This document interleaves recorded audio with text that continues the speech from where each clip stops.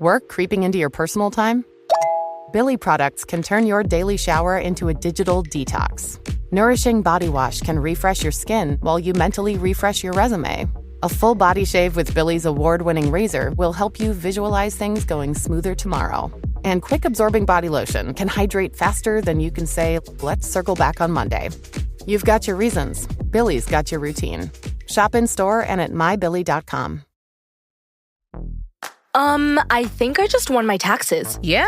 I just switched to H&R Block in about 1 minute. All I had to do was drag and drop last year's return into H&R Block, and bam, my information is automatically there. So I don't have to go digging around for all my old papers to switch? Nope.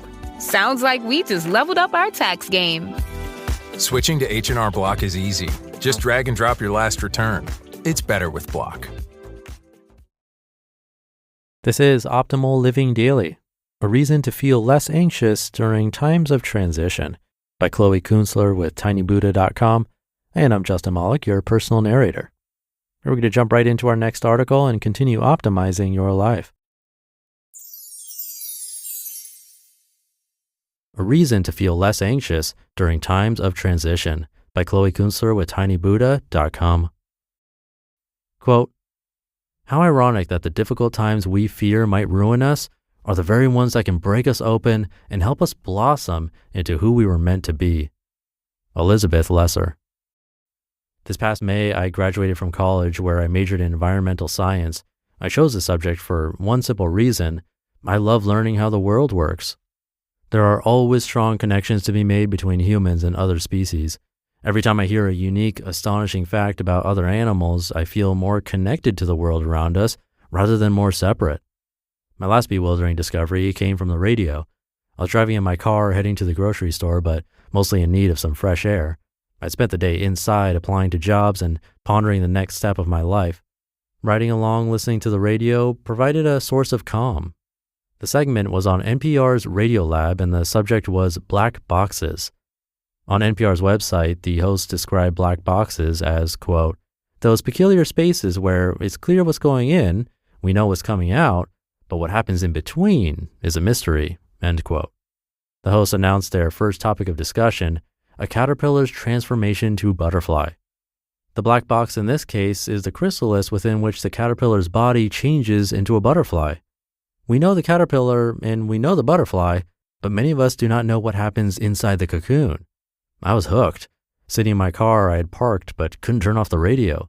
I wanted to hear what exactly goes on in the chrysalis. What does it look like inside the hidden chamber?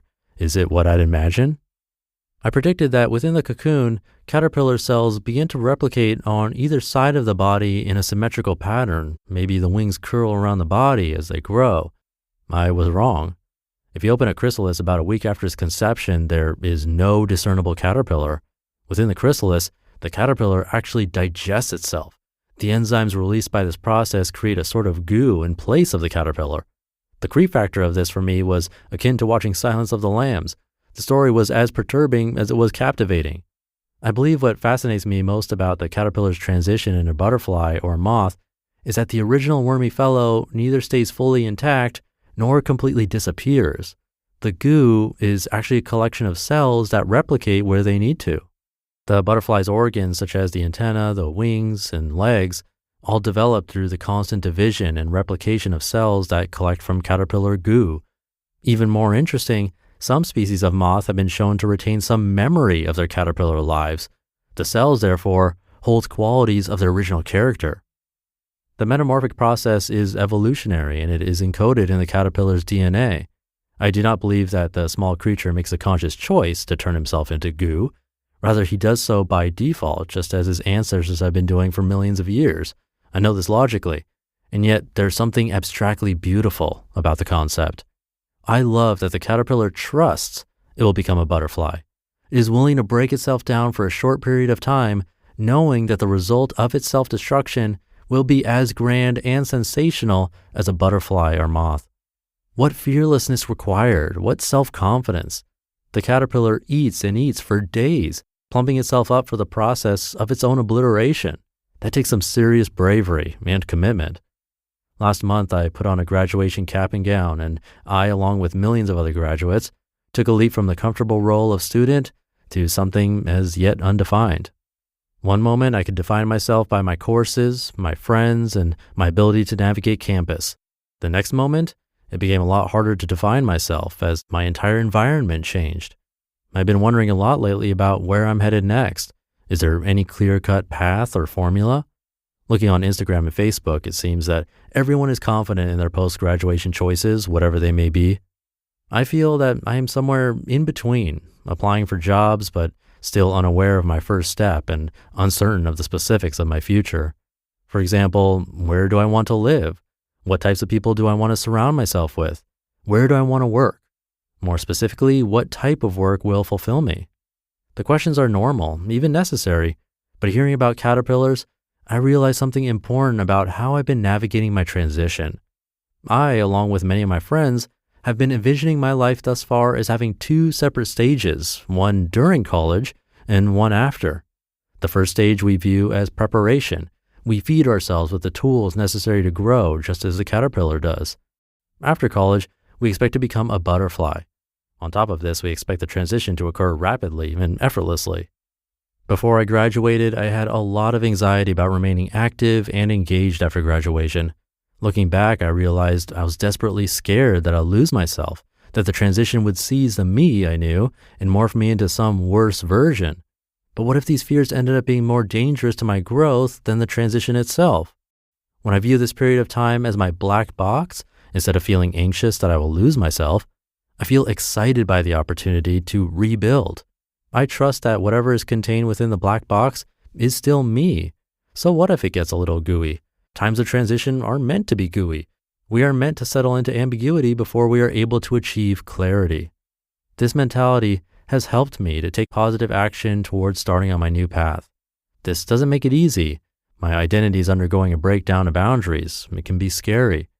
I do fear on some level that, like the caterpillar turning to goo, I will lose everything that defined me, other than DNA, of course. But however scary, it can be more fruitful to spend time in the black box than to rush the process of becoming a butterfly. During a time of transition, it's important to give yourself space and time to break yourself down and settle into the uncertainty of the moment, to take a pause before stepping forward. Maybe the caterpillar has it right. Before becoming a butterfly, the caterpillar loses all structural integrity. He does not fight to keep his body as it was, nor does he entirely disappear. Instead, he changes form while maintaining essential parts of his former identity. In the end, he builds himself back up as a better version of himself, this time graced with a pair of wings and poised for flight. I'm confident that after time in the black box, I will emerge more capable, more mindful, and more me. If you are also in a black box, having just completed one phase while preparing for another, know that nature provides these spaces for a reason. These periods of transition, with all of their anxiety and ambiguity, are critical to our growth. There are times in our lives when the best place to be is inside the black box. You just listened to the post titled, "A Reason to Feel Less Anxious During Times of Transition" by Chloe Kunstler with tinybuddha.com, and I'll be right back with my commentary. Looking for a snack that works as hard as you do? Wonderful Pistachios is one of the highest protein nuts. Each 1 ounce serving has 6 grams of protein, giving you over 10% of your daily value. Pistachios are known for their protein power, fiber, and better-for-you unsaturated fats for a combination that may help keep you feeling fuller longer. Plus, Wonderful Pistachios is a complete protein, providing all 9 essential amino acids. Super satisfying cracking open the shell, but their no-shells varieties give you all that nutritious goodness without slowing you down. They're perfect for those busy days when you need a quick protein boost. With delicious options like sweet chili and honey roasted, there's a flavor for every craving. And their newest flavor, unsalted no shells, holds the salt, but definitely not the flavor. Whether you're powering through your day or unwinding in the evening, Wonderful Pistachios is your perfect snacking companion. Get snackin' and get crackin' with a snack that packs a protein punch. Visit wonderfulpistachios.com to learn more. At Sierra, discover great deals on top brand workout gear, like high-quality bikes, which might lead to another discovery. Getting back on the saddle isn't always comfortable. Good news is Sierra has massage guns. And chafe wipes, too. Discover top brands at unexpectedly low prices. Sierra, let's get moving. Thank you to Chloe. This article started with a really great quote that I think bears repeating. It said, "How ironic that the difficult times we fear might ruin us are the very ones that can break us open and help us blossom into who we were meant to be." And that was from Elizabeth Lesser. Super powerful, and I'd be surprised if it's not true for you. Sometimes just remembering this can be the inspiration we need to get moving, figuratively and literally. I know that personally, those tougher transition periods played a huge role in my own life. And as difficult as they can be, I don't think I'd take them back because of what they led to. Just like that caterpillar doesn't instantly become a butterfly, our own transformations take time and often feel messy in the middle.